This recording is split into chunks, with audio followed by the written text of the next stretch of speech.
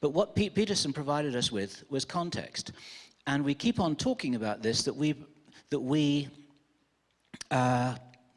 got 12 hours of off-record audio conversation with him in the presence of David Wilcock, who described it as one of the most interesting weekends he'd spent for quite a long time. And we'd be talking with him over coffee, and he would say, okay, this thing I've just told you about here, you can't release this to the public because they'll kill you. And then half an hour later, he'd be telling us something else, and he said, look, you can't release that to the public because they'll kill me. And then half an hour after that, he'd talk about something and say, you can't release this to the public because they'll kill all of us. And then later still, he'd say, but you can release that because that's okay. And we just got so confused because we couldn't remember who was going to get killed or for what. And so I'll give you a heavy hint here. I'll give you a very heavy hint. In the interview that we released, the three-part interview with Pete Peterson, we eventually released it. The most interesting part is part 3, because that's the part where he kept on saying no comment, like a politician at a press conference.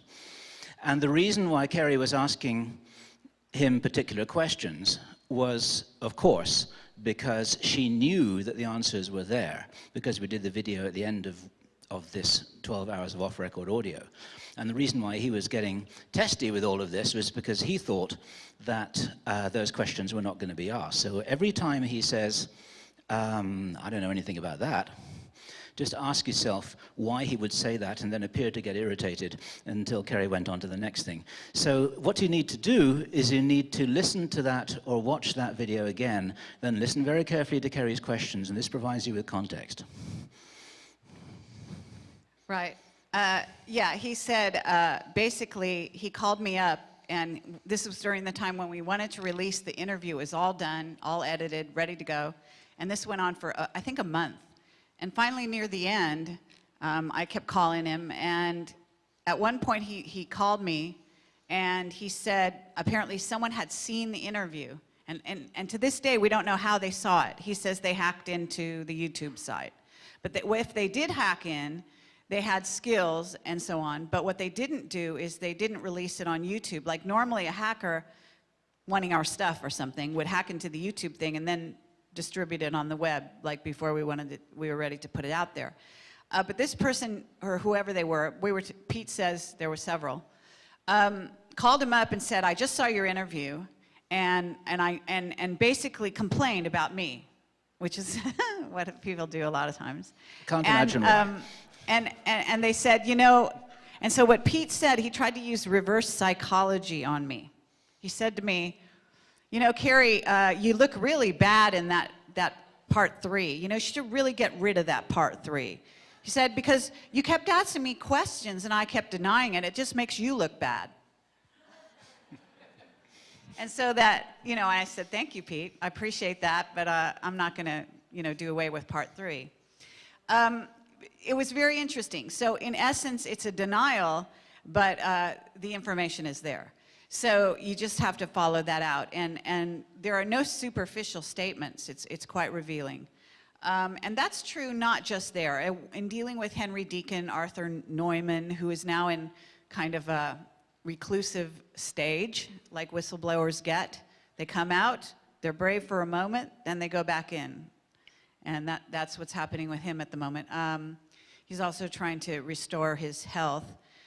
Let me tell he you, would play games with us. It was amazing, the number of games, mind games. Yeah. I mean, it's just like, it seems that these people who have worked in black projects love to play mind games. There's someone else in the audience today loves to play those mind games. Yeah.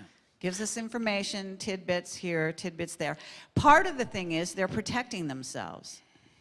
If they came out and said exactly what it was and laid it all out, they'd be dead the next day, and so would you or me. But the other thing that they're doing, and we reference this to the Jake Simpson article. It wasn't an interview, it was a report that we wrote up. Jake is one of the deepest insiders who we have ever interviewed. If you've missed that one, because it wasn't a video or an audio, then go back to this, because he really does know stuff. Earlier on, we had people on this stage who were talking about technology being 100 years ahead. I think Alex Collier, from memory, said at one point it might be 1,000 years ahead. Jake said it was 10,000 years ahead. Jake said it was 10,000 years ahead and advancing, accelerating away from us at the rate of 1,000 years per public sector year. And that stopped and made us think. And one of the things that Jake talked about, and I witnessed this for myself, was an extraordinary surveillance system that operates in hyperspace. We're not saying anything more than what we've said on our site, and we can't say very much about it. One of the reasons for that is because we don't understand it. But one of the reasons why some whistleblowers talk in riddles is because they're trying to outsmart this surveillance system. They make jokes, they talk in slang, they make little references to things in movies, they do things in little bits here and little bits there, and then they figure out that this extraordinary facility that exists that isn't infinitely powerful, but it's kind of, in human terms, it's pretty awesome, actually might not necessarily get the wind of everything that's happening, because there's this wonderful aspect of humanity that is able to understand somebody based on little clues here and little clues there. Well, P. Peterson would call it the information field. Actually, what we're really doing, I mean, you have to think about this. We are telepathic, all of us. So if I sit in a room with you, as I'm doing here now, but what if it's one-on-one? We're exchanging information that's not verbal, obviously. But it's not verbal on many levels. We're not just talking body language. That was the most superficial level. We're talking the unseen level. And you're getting information just by being in the presence of another human being. We are exchanging information all the time. And it's fascinating. It's, you know, if you start looking below the surface. And so when we get involved with whistleblowers, that's also going on. And it's become, I have to say, over the last 3 years and beyond, we've become better at it. And we're getting very good, I'm going to say.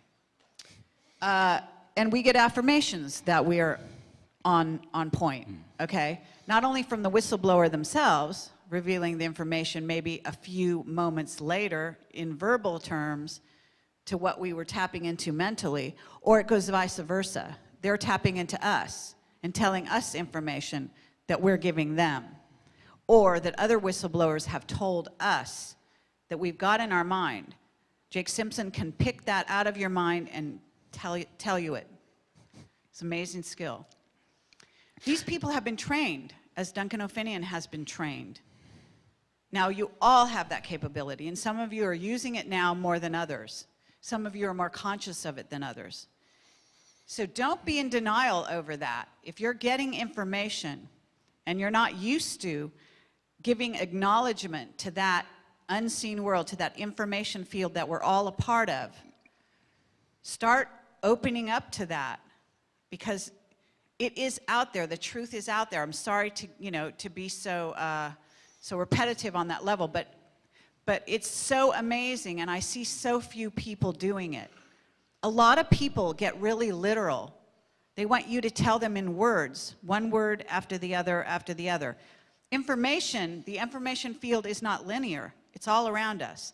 So you can get a massive download in a matter of seconds, because information comes in huge packets. It's not linear. And it doesn't matter if you can't go down and cite a text in a book. Now, where did the book come from? Where does the book come from? Another human being, right? And where does that human being get that information? Another human being. And so on and so forth. So you've got that going on. You want to trust that? Well, okay, fine. But I'm saying there are other levels. It goes beyond that. Just because it's not printed in a book or you didn't see it on TV